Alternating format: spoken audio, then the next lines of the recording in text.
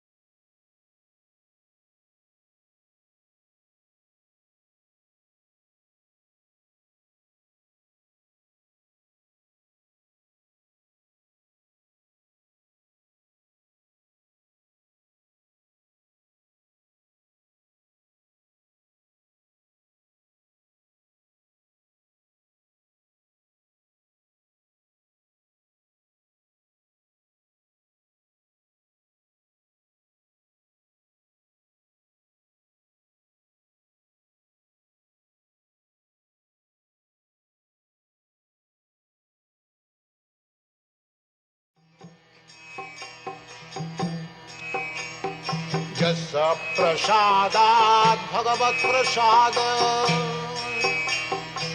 Yasya prasadat nagati kutopi Yasya prasadat bhagavat prasad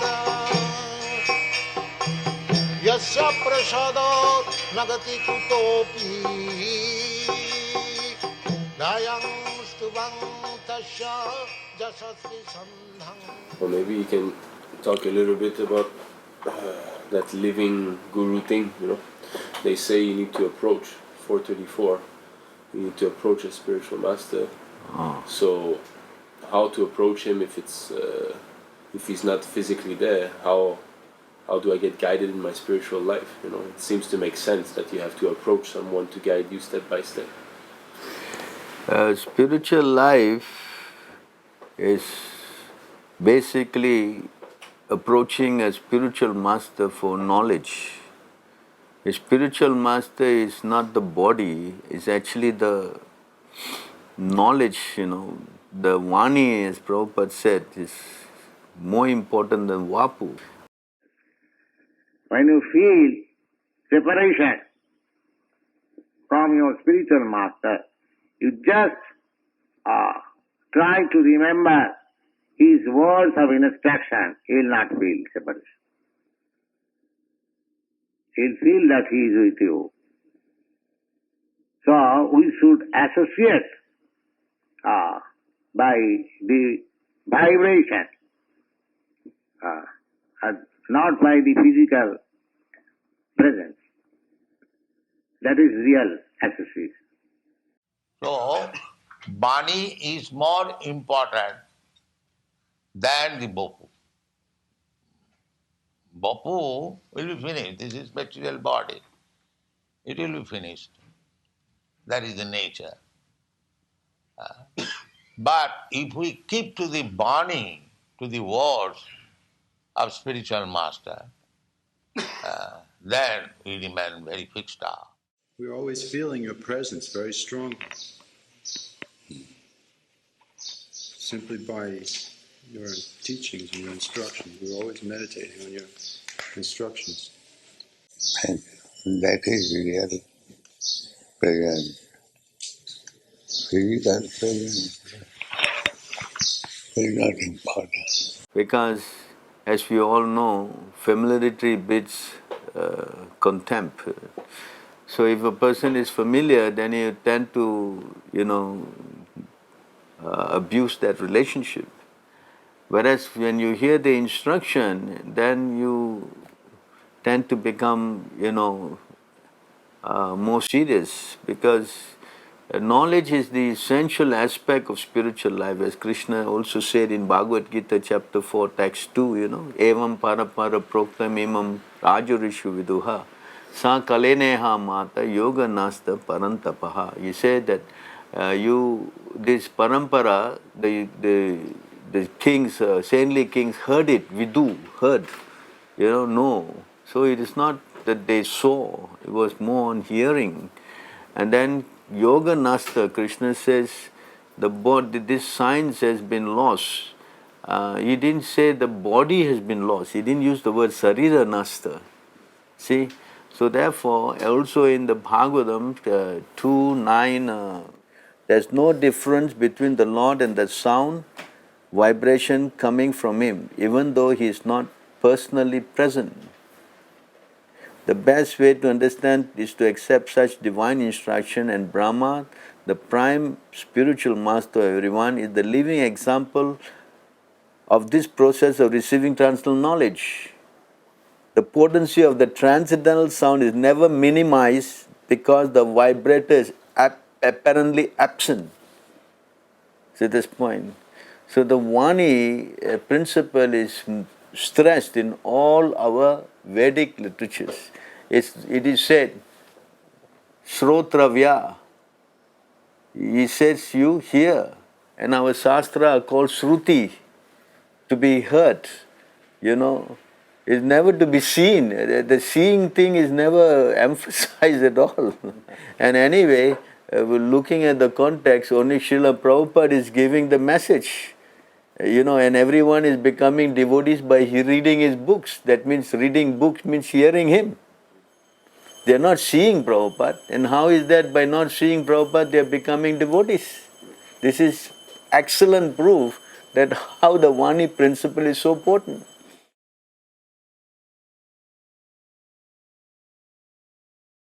Morning walk at Chivert Hills Golf Course, May 13, 1973, Los Angeles. Paramahamsa Swami was asking this question. Srila Prabhupada, when you are not present with us, how is it possible? How is it possible to receive instructions? For example, in questions that may arise. Well, the questions and answers are there in my books. So the question is that answers are in the books. So to day, you just have to read Prabhupada books, and if you don't understand, Prabhupada say you read it again, and the answers are there.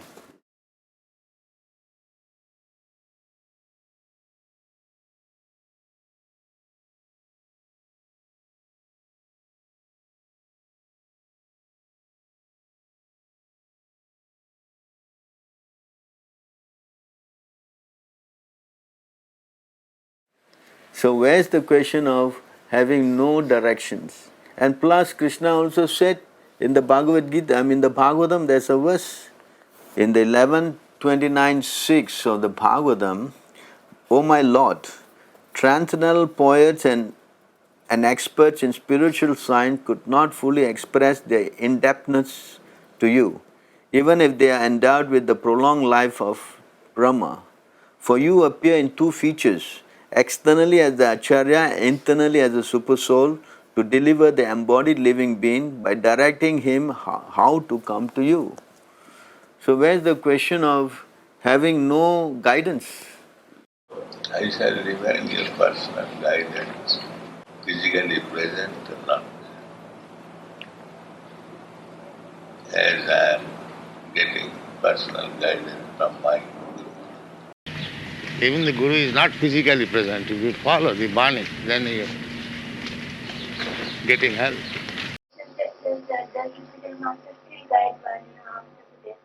Yes, yes. Just like Krishna is guiding us, similarly spiritual master will guide. See, and for that Srila Prabhupada set up the society even when he was at that time in the material world doing his pastimes.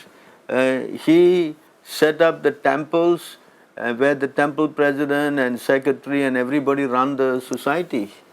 And if anyone comes, they give the guidance physically, like for example, how to put tilak and how to wear, how to chant, all that, the basic things are guided. Because he trained them up. And he was not physically with each and every one of us. See, but that instruction is flowing.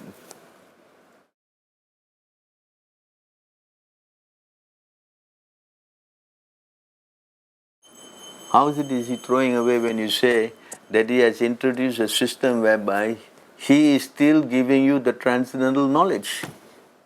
Even let's say that you talk about the present Guru system, they are telling you that we are only bringing you to Prabhupada. And they are advising you to read Prabhupada books. So knowledge is coming from who? From Prabhupada. So if you say we are throwing a system, then we should do away with Prabhupada totally. We have not.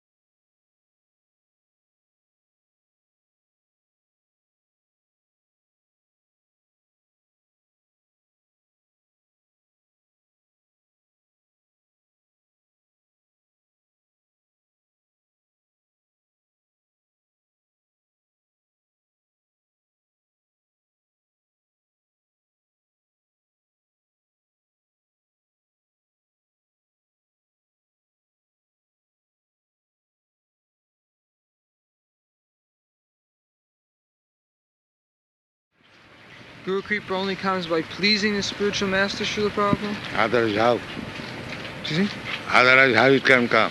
So those disciples who don't have opportunity to see you or speak with you. That he is speaking. Bani and Bopu. Even if you don't see his body, you take his word. Bani. But how do they know they're pleasing you, Srila Prabhupada? If you actually follow the words of Guru, that means he is pleased.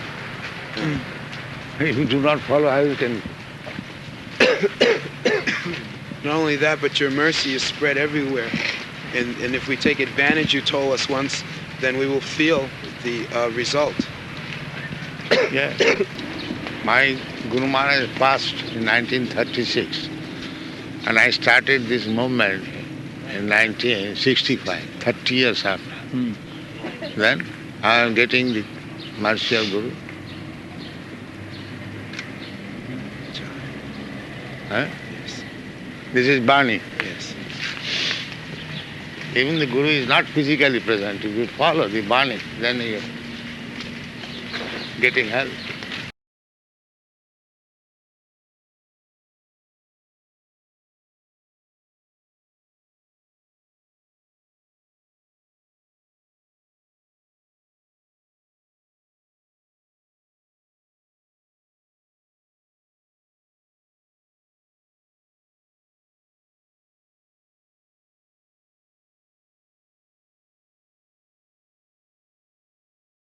So we are interested in getting transcendental knowledge, and that is coming from Prabhupada. That everybody cannot deny that. Okay? So when you get knowledge, only then your heart can become purified. Transcendental knowledge we are talking about, not mundane knowledge. That's why Krishna also stressed in Bhagavad Gita 4:34, Tad vidi parnipatena pariprasne sevaya upadeshanti te jnanam jnanina tattvadarshina. Is talking about the self-realized soul imparting you knowledge. That means you are going to a person, approaching him for knowledge. But today's system of communication is that Prabhupada's speeches are recorded. They're so advanced. They manage to record everything and keep in tapes, in data, and so many things which are accessible even though you are not with him 50, 60 years ago, but you still can get his association. So how is it that you are breaking the tradition? The tradition all along has been to impart this knowledge. Krishna imparted the knowledge to Brahma, and Brahma did not see him. Prahlad Maharaj received knowledge from Narada Muni, and he did not even see him.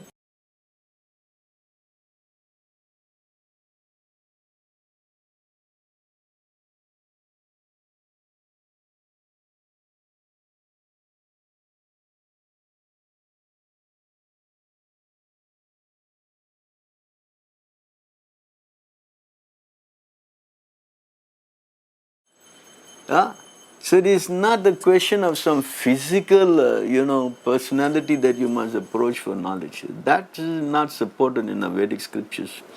Vedic scriptures support that you hear. How you hear, that's another thing.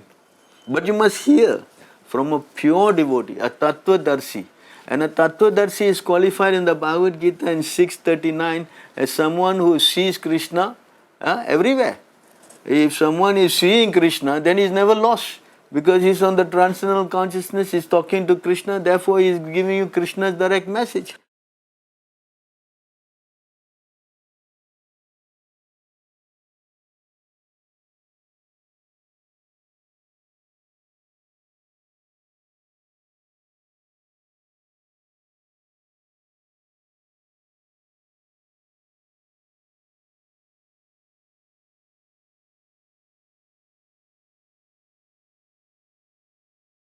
But if you are not seeing Krishna and talking to Krishna, then how you can impart this transcendental knowledge?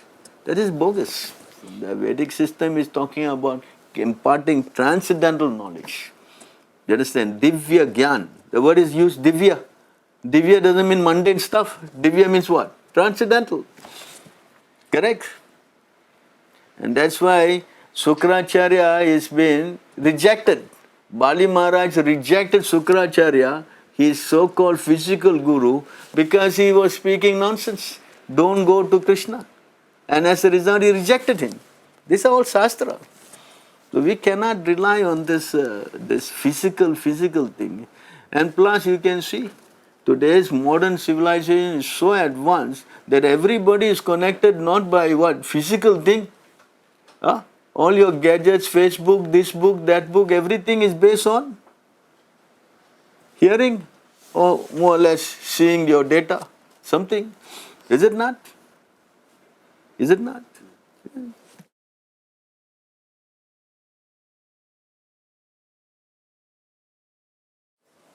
As already stated, Brahma is the original spiritual master for the universe, and since he was initiated by Lord himself, the message of Srimad Bhagavatam is coming down by disciplic succession. And in order to receive the real message of the Srimad Bhagavatam, one should approach the current link of spiritual master in the chain of disciplic succession. So you have to go to the current link. Suppose I have heard something from my spiritual master, so I speak to you the same thing. So this is parampara system. You cannot imagine what my spiritual master said. Or even if you read some books, you cannot understand unless you understand it from me. This is called parampara system. You cannot jump over to the superior guru, neglecting the next acharya, immediate next acharya. You cannot jump the link, that's not possible. And for that example, if we were to read Bhaktisiddhanta's books, we won't be able to understand. This is clear example of how we cannot jump the link, because the knowledge must be coming. So if you can receive the knowledge, that means you are properly connected. Now, although you may read Rupa Goswami's Ujjwala, Nilamani and all that, but it's, you can't understand this.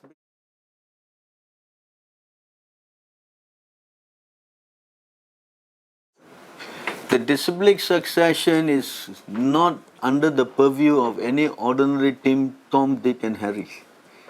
The spiritual disciplic succession is under the control of the Lord. He decides when to revive, when to close it down. That is up to Him. You understand? We are conditioned souls. That's why He says in the Bhagavad Gita, Dharma samstapanartaya. To re-establish this disciplic chain, I appear.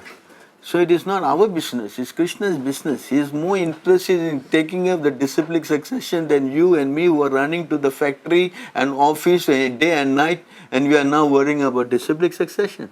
Please, I think it's very irrelevant. Right now we should try to learn how to save ourselves and not worry about 10,000 years from now. What is that? That is not within our jurisdiction anyway. Right now we are here present that we got Prabhupada. Now why we want to waste our time in trying to see where, to speak of unnecessary, irrelevant inquiries rather than to worry about ourselves to get out first. Is it not practical?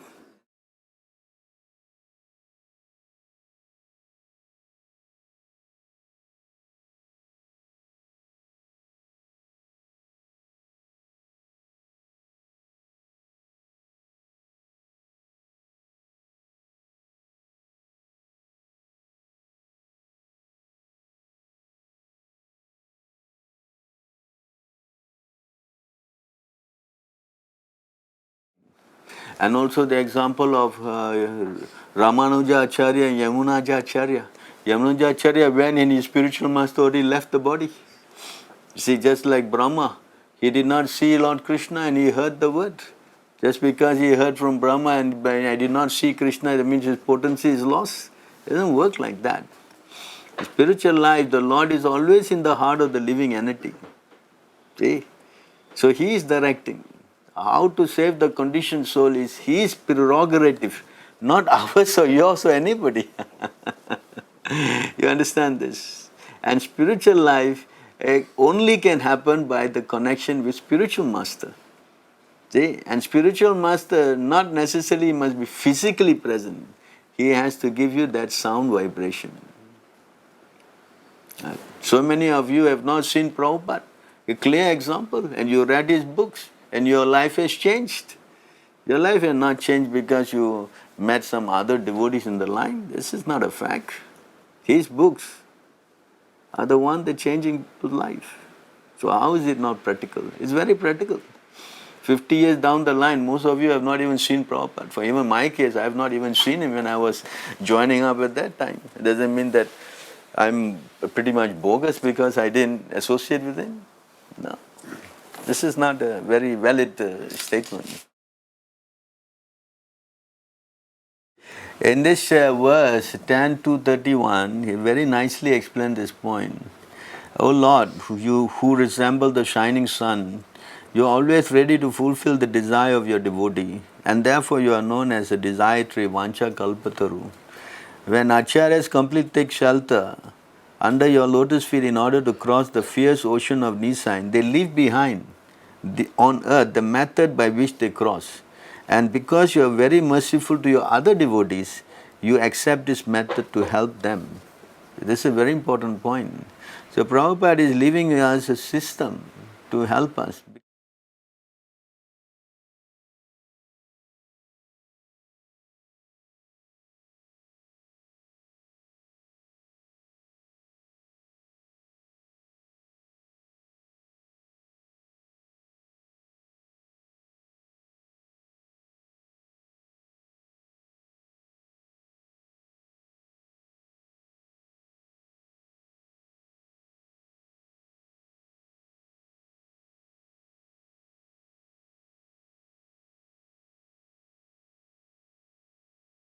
because he is an acharya who knows past, present, future. So he knows very well how degraded the society is going to become. Many more conditioned souls who are more and more, having a lot of demonic qualities are going to take birth. So knowing these conditions, to keep that spiritual flow, the spiritual message flowing, Prabhupada had introduced this system. As you can see nowadays, let's say even 50 years ago, the guru falling down is unheard of. Now even in the, very strict maths like the Madhava math or the Ramanuja math, they follow very so strictly, their acharyas also falling down. With a symptom of this age, in Kali Yuga, all these things are going to be happening in a more very, lucid manner. Everybody is going to see there's so many fall downs. So people are losing faith. So to keep that spiritual integrity, safe and solid, Prabhupada has introduced this system. Just like in this verse, the purport he says about the 16 rounds. In the purport of this verse he says, the Acharya's duty is therefore to find the means by which devotees may render service according to reference from Shastra. Rupa Goswami, for example, in order to help subsequent devotees published such devotional books as Bhakti Rasa Sindhu. This is the duty of the Acharya to publish books that will help future candidates take up the method of service and become eligible to return home back to Godhead. By the mercy of the Lord,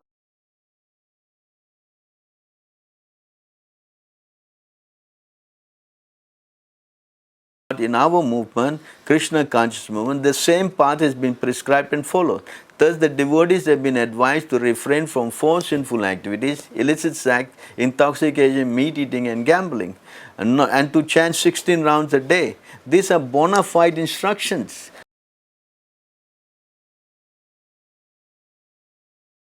Krishna accepts a devotee who strictly follows the regulatory principle and the method prescribed in the various books and literature published by the authorities. The Acharya gives the suitable method for crossing the ocean on Nisan by accepting the board of the Lord's lotus feet. And if this method is strictly followed, the followers will ultimately reach the destination by the grace of the Lord. This method is called Acharya Sampradaya.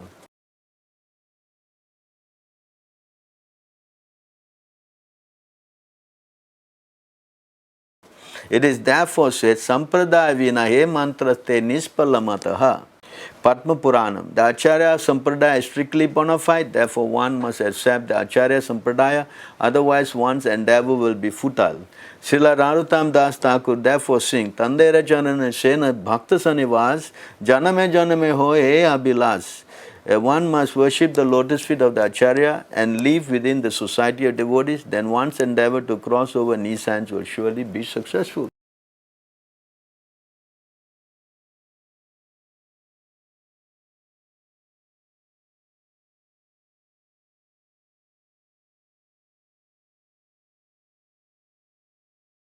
So from here it's clearly evident that if 16 round is fully endorsed by Prabhupada and he is claimed himself as the Acharya of the Sampradaya, who is authorized to make adjustment for the conditioned soul like us, then why the Ṛtvik system that he has so much given, clearly written in so many ways, and in July 9 letter, the will, everything shows.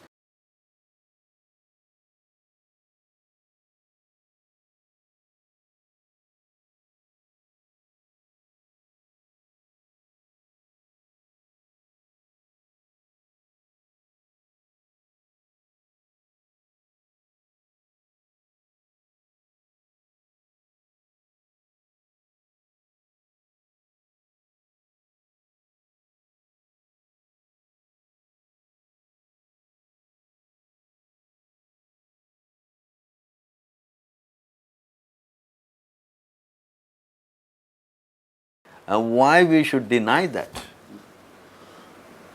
Prabhupada did not transgress from the Vedic system at any point of the time. When he started the movement, you have to remember that he was already almost 70 years old. So his departing from the world was always, it was imminent. It's not a forgotten fact that he is oblivious to the fact he is going to leave his body. He was always knowing that I'm an old man, I will pass away, you all are young, you should carry on the movement. So he had all that ready in the mind. So he started the program by first giving the initiation, giving the name, and giving the, chanting on the beach. Then as he progressed, he asked the president to do the fire sacrifice. And then he delegated that to the president. And then as things progressed more, he delegated the chanting on the beach to the senior man. See? So he kept giving the name. Yes? And then when he came to the point where he was going to depart, he entrusted to some representative also. So he was an online thing going from the day one. Although to encourage the disciple, he said, yeah, when you all are qualified, you can initiate. But on qualification, well, who's qualified? We can see the result of that catastrophe of taking this prematurely is so much disastrous.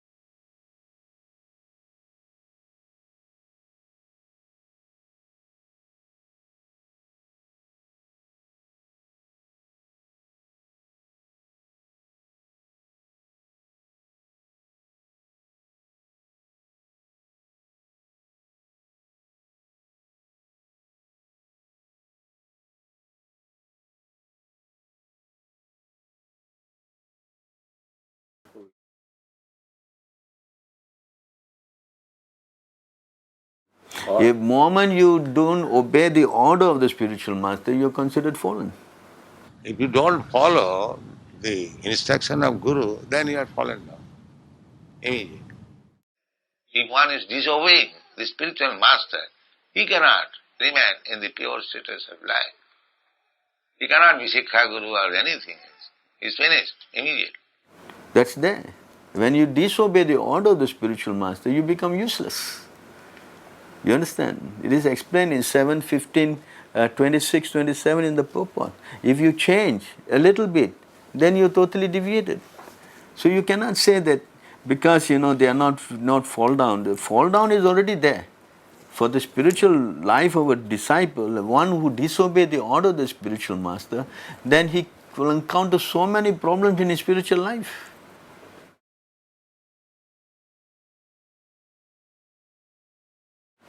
Yeah, this has been a very big misleading part on the ISKCON leaders, because they highlight this grand disciple and they play down my order. Prabhupada said, yes, when I order you, you become Guru. When I order you become Guru, he becomes regular Guru. That's all. But where is the order? You don't forget that in the beginning of the conversation, there was a question on how to perform initiation, particularly when you are no longer here with us. And Prabhupada said, yes, I will appoint some of you to act as officiating Acharya. And Ṛtvik, yes, Ṛtvik, that was the question in the beginning. So then when they asked about initiating and the disciple and grand disciple, Prabhupada, yes, but when I order you, so he put this order in front. So if he's initially been asked about initiation and he said, this is the system. And then when he speak about grand disciple, he even speak in the more futuristic stand of, I'm ordering you, when is the order? A self-made Guru cannot be Guru. He must be authorized by the bona fide Guru, then he is Guru. A Guru can become Guru when he is ordered by his Guru. That's all. Why these Gauri were fed? They wanted to create artificially somebody like that, and everything failed. They did not consider, even with common sense, that if Guru Maharaj wanted to appoint somebody as Acharya, why did he not say? He said so many things. And this point is the real point. There is no order except the July 9 letter, which clearly spell out that you have to follow the Ṛtvik system when Prabhupada, leaves the planet. There's no other instruction after that.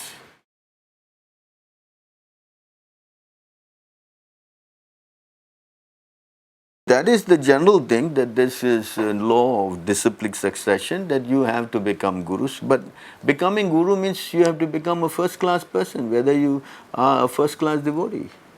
So far designation is concerned, the spiritual master authorizes every one of his disciples.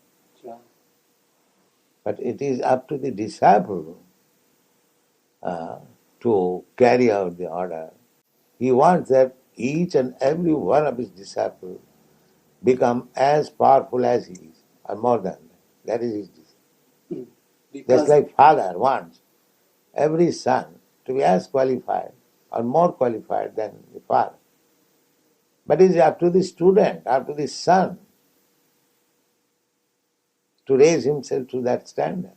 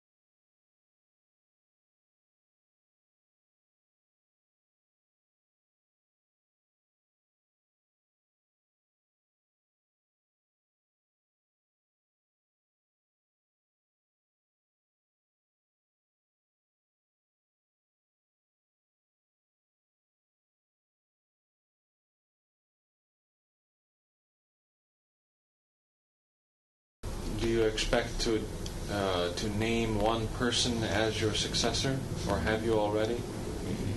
That I am not contemplating now. But there is no need of one person, as other things are managed by committee. So this can also be managed. Will there be one spiritual leader, though? I am training GBC 18 all over the world.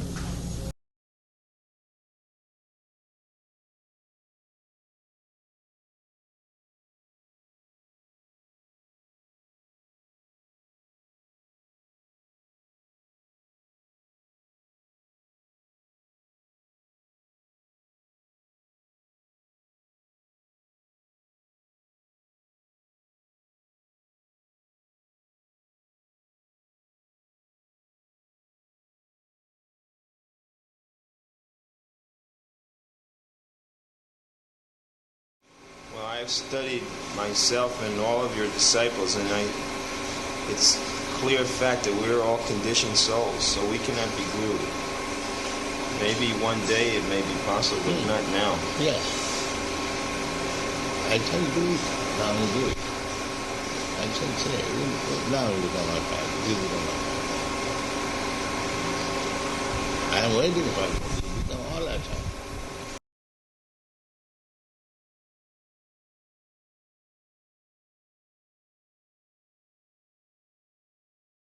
I should recommend some of you to act as officiating acharya. Is that called Ṛtvik? Ṛtvik, yeah.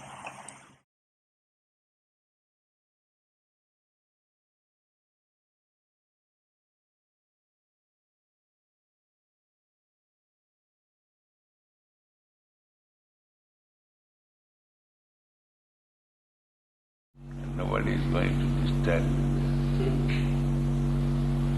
Make your own field and continue to become Ṛtvik, act on my.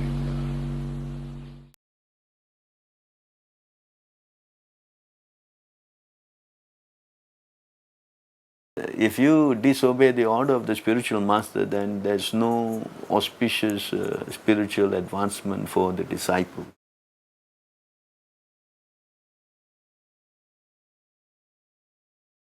Prabhupada said, Guru means he cannot fall down.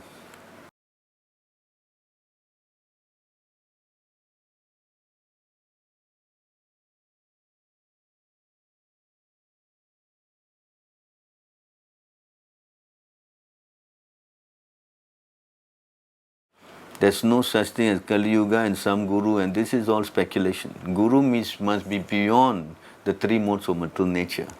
And it's explained in the verse in 3:27-26. The influence of material nature cannot harm an enlightened soul, even though he engage in material activities, because he knows the truth of the Absolute and his mind is fixed on the Supreme Personality of Godhead. So there is no question of a fall down of a guru who is transcendentally situated.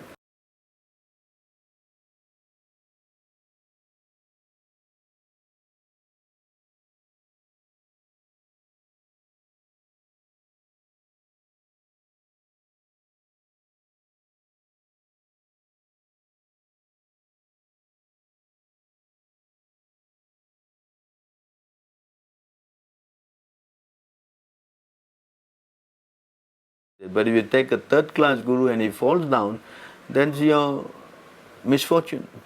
Because it is advised by Prabhupada clearly in Nectar of Instruction, Mantra 5, that one should take a Uttama Adhikari as a spiritual master. Although he said a second class and third class can initiate, but because of their insufficient guidance, you cannot make good advancement. Therefore, you must take a first class devotee as your spiritual master.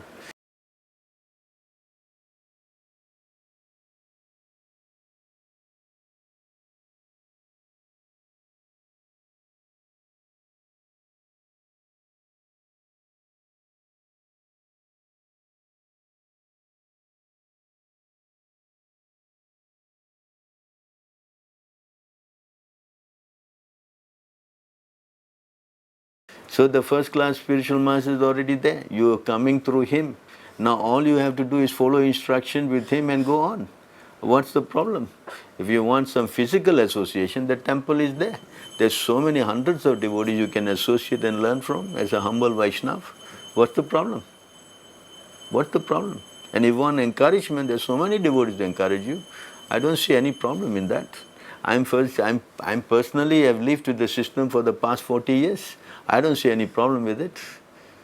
In fact, we have started many temples on these principles and they are all going very nicely in China, in India, Philippines, Bangladesh even, and also India, Australia, New Zealand. So what's the problem? I don't see any problem.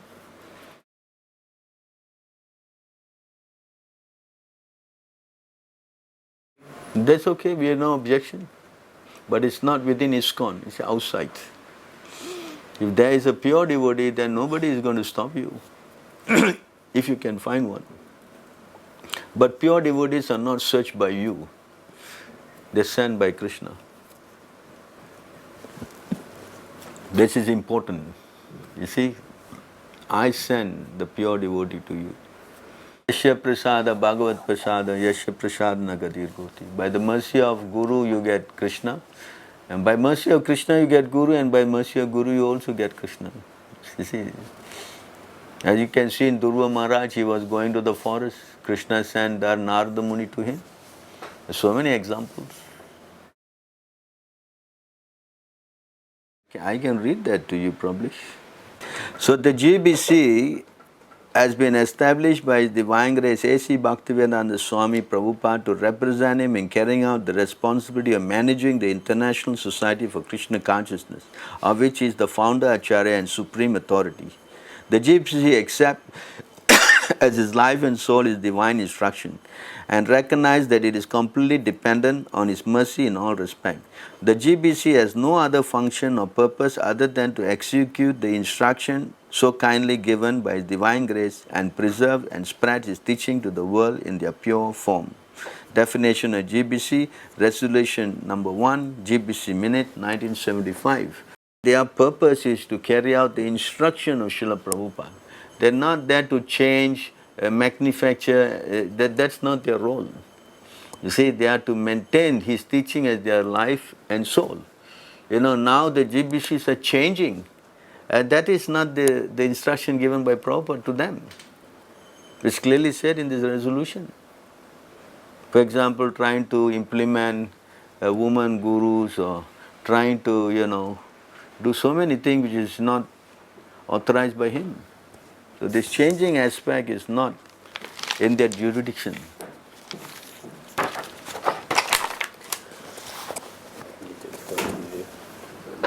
Is it okay? We will start again. Both shastrically and with evidence letters. So we'll start again at 5, I think.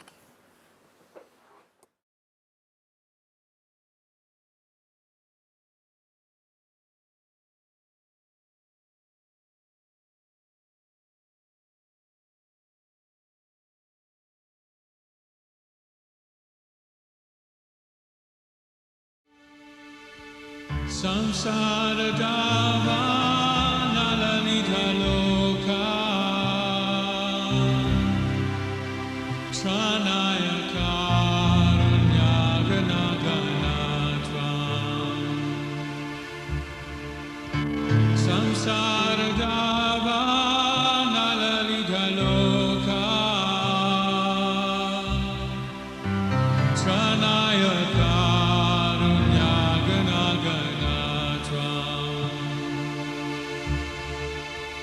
Praptasya kalyana gunanavasya Vande Guru Shri Charanaravinda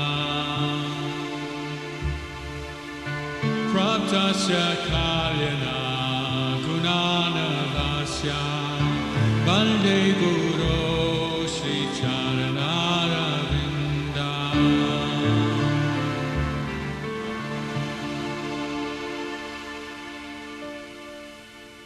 Mahaprabhu Kirtana Nitya Gita Vaditra Majan Manasura Sena Mahaprabhu Kirtana Nitya Gita Vaditra Majan Manasura Sena